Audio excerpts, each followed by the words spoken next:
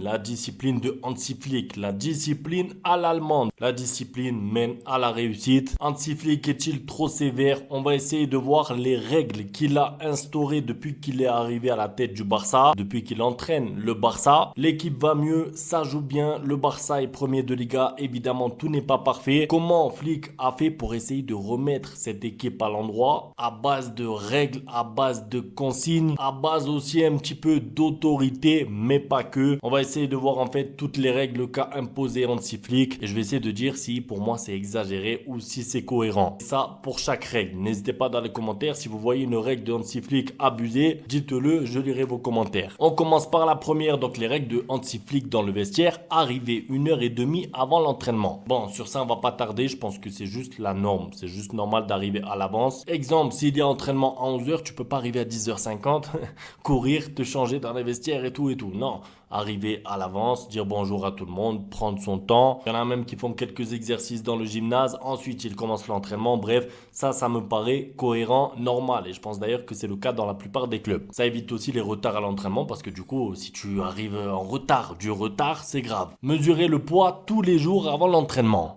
Alors, ça c'est un petit peu plus strict. Ça par contre, mesurer son poids tous les jours, c'est vraiment pour qu'il n'y ait pas d'excès.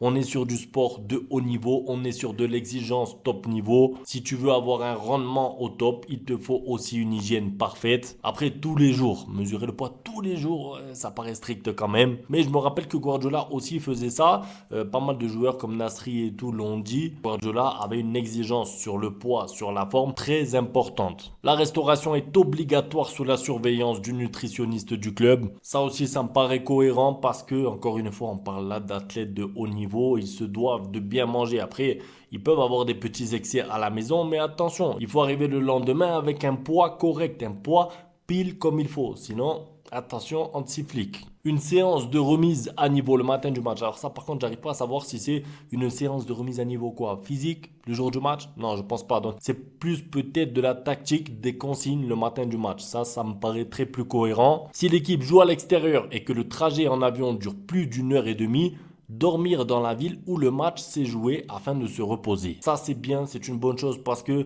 des fois le match, vous le savez, il se termine à minuit. Quand les matchs se jouent à 9h là-bas, qui finit à 11h, qu'ensuite tu vas te doucher, tu vas prendre le bus, que tu dois ensuite aller à l'aéroport, il est déjà 1h du matin, tu fais un décollage, tu atterris à 4h du matin à Barcelone. Non, c'est mieux de dormir tranquille à l'hôtel après le match dans la ville en question. Par exemple, si tu joues à Las Palmas là-bas aux îles Canaries, tu dors là-bas tranquillement, petit déjeuner en plus entre amis, enfin entre coéquipiers. Ferran Torres qui t'amène le jus d'orange.